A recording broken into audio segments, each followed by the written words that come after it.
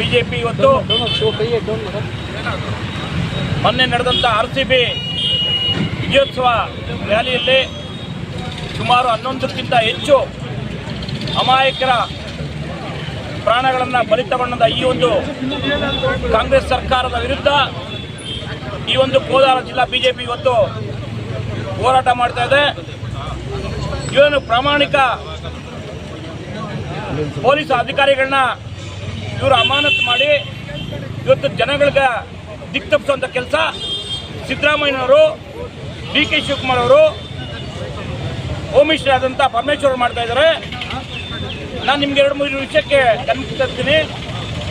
Champions trophy ಆಯಿತು ಮುಂಬೈಯಲ್ಲಿ 5 ದಿವಸಗಳ ಆದಮೇಲೆ ಸುಮಾರು 25 ಲಕ್ಷ ಜನ ಸೇರಿದ್ರು. 25 ಕಿಲೋಮೀಟರ್ ಮೆರವಣಿಗೆ ಆಯಿತು. ಒಂದು ಸಣ್ಣ ಅಹಿತಕರ ಘಟನೆ ಆಗಿಲ್ಲ. ಕೋಲ್ಕತ್ತಾ ನೈಟ್ ರೈಡರ್ಸ್ ಗೆದ್ದರು. 2-3 ದಿವಸ ಆದಮೇಲೆ ಅವರು ಈ ಒಂದು ವಿಜಯೋತ್ಸವ ಮಾಡಿದ್ರು. ಸುಮಾರು 18ರಿಂದ 20 ಲಕ್ಷ ಜನ ಸೇರಿದ್ರು. ಒಂದು ಸಣ್ಣ ಅಹಿತಕರ ಘಟನೆ ಆಗಿಲ್ಲ. ಅದೇ ರೀತಿ ಚೆನ್ನೈ ಅವ್ರು ಗೆದ್ದರು. ಚೆನ್ನೈ ಅವ್ರು ಗೆದ್ದರೆ ಕೂಡ ಸೇಮ್ ಆಯಿತು. ಯಾವುದೇ ರೀತಿ ಸಣ್ಣ ಪ್ರಾಣ ಹಾನಿ ಆಗಿಲ್ಲ.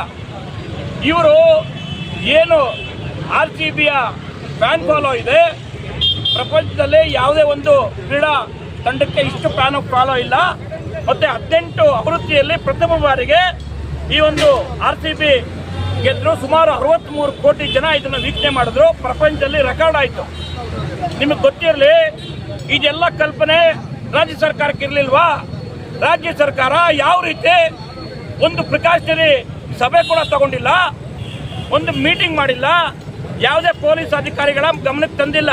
ಅವ್ರು ಹೇಳಿದ್ರು ರ್ಯಾಲಿ ಮಾಡಬಾರ್ದು ಅಂತ. ಓಕೆ, ನಿಮ್ಗೆ ಯಾರು ವಿಧಾನಸೌಧದಲ್ಲಿ ಮಾಡಿದ್ರು? ವಿಧಾನಸೌಧದಲ್ಲಿ 2.5 ಗಂಟೆವರೆಗೂ ಯಾವುದೇ ನೀವು ಒಂದು ಆರ್ಡರ್ ಹೊಡ್ತಿರಲಿಲ್ಲ. ನಿಮಗೆ ಚಟಕ್ಕೆ ನಿಮ್ಮ ಮಕ್ಕಳ, ನಿಮ್ಮ ವಂಶಗಳ ಮೊಮ್ಮಕ್ಕಳ ಫೋಟೋಗ್ರಾಫಿಗೋಸ್ಕರಗೆ ಜನಗಳನ್ನ ಇವತ್ತು ನೀವು ಬಲಿ ಕೊಟ್ಟಿದ್ದೀರಿ. ನಿಮಗೆ ಯಾವುದೇ ರೀತಿಯಲ್ಲಿ ಜನಗಳ ಪರವಾಗಿ ಅಭಿಮಾನ ಇರಲಿಲ್ಲ. ಆದರೆ ಇವತ್ತು ಏನು ಅಮಾಯಕರ ಪ್ರಾಣವನ್ನು ಬಲಿ ತಗೊಂಡಿರೋದಕ್ಕೆ ಕೆಲವು ಪೊಲೀಸ್ ಅಧಿಕಾರಿಗಳನ್ನ ನೀವು ಸಸ್ಪೆಂಡ್ ಮಾಡೋ ಮುಖಾಂತರ ತಮ್ಮಲ್ಲಿ ಬಂದಿರುವಂಥ ಆರೋಪಗಳನ್ನ ಬೇರೆ ಕಡೆ ಸಲ್ಲಕ್ಕೆ, ಮರೆಮಾಚಕ್ಕೆ ನೀವು ಮಾಡ್ತಾ ಇದ್ದೀರಿ. ಇದಕ್ಕೆ ನೇರ ಹೊಣೆ ಸಿದ್ದರಾಮಯ್ಯನವರು, DK ಶಿವಕುಮಾರ್ ಅವರು, ಪರಮೇಶ್ವರ್ ಅವರು. ಅವ್ರು 3 ಜನ ರಾಜೀನಾಮೆ ಕೊಟ್ಟು ಕಾನೂನು ರೀತಿ ಏನು ಇದನ್ನು ಎದುರಿಸಬೇಕಾಯಿತು ಅದನ್ನು ಮಾಡ್ತಾ ಇಲ್ಲ ಇವತ್ತು. ಆ ಕಾರಣಕ್ಕೆ ಇವತ್ತು ಇಡೀ ರಾಜ್ಯಾದ್ಯಂತ ಬಿಜೆಪಿ ರಸ್ತೆಗಿಳಿದು ಹೋರಾಟ ಮಾಡ್ತಾ ಇದೆ. ರಾಜ್ಯಪಾಲರು ಈ ಒಂದು ಸರ್ಕಾರವನ್ನು ವಜಾ ಮಾಡೋ ಮುಖಾಂತರ ಅವ್ರಿಗೆ ತಕ್ಕ ಶಿಕ್ಷೆ ಕೊಡಬೇಕು.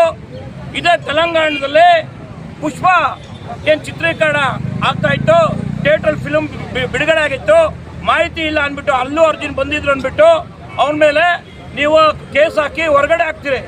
ಅಲ್ಲೊಂದು ನ್ಯಾಯ ಇಲ್ಲೊಂದು ನ್ಯಾಯನ? ಇವತ್ತು ನೀವು ಯಾವುದೇ ಮಾಹಿತಿ ಕೊಡ್ತಿದ್ದಕ್ಕೆ ರಾಜ್ಯ ಸರ್ಕಾರ ಹೊಣೆ ಹೊಟ್ಟು ರಾಜೀನಾಮೆ ಕೊಡಬೇಕಂತ ಈ ಮುಖಾಂತರ ಎಚ್ಚರಿಸ್ತಾ ಇದ್ದೀನಿ. ಇಲ್ಲವಾದಲ್ಲಿ ಉಗ್ರವಾದಂಥ ಹೋರಾಟ ರಾಜ್ಯಾದ್ಯಂತ ಬಿಜೆಪಿ ಮಾಡ್ತದೆ. ಧನ್ಯವಾದಗಳು.